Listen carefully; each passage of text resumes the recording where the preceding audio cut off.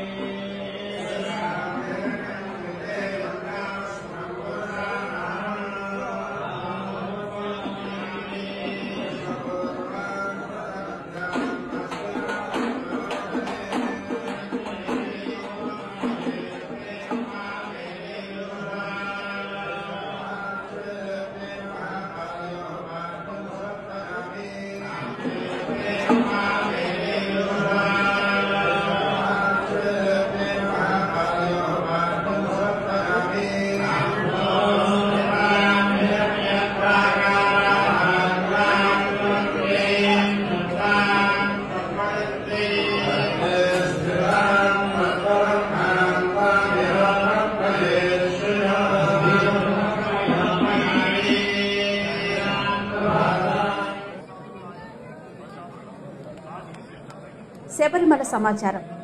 కేరళలోని ప్రముఖ పుణ్యక్షేత్రం శబరిమలలో భక్తుల రద్దీ కొనసాగుతోంది. అయ్యప్ప స్వామి దర్శనానికి 16 గంటల సమయం పడుతోంది. శబరిమలకు రోజుకు 1,50,000 మంది భక్తులు వస్తున్నట్టు సమాచారం. గత 10 ఏళ్ల కంటే ఈసారి ఆలయంలో రద్దీ ఎక్కువగా ఉంది. కొండపైకి వెళ్లేందుకు బస్సులు దొరక్క భక్తులు ఇబ్బందులు పడుతున్నారు.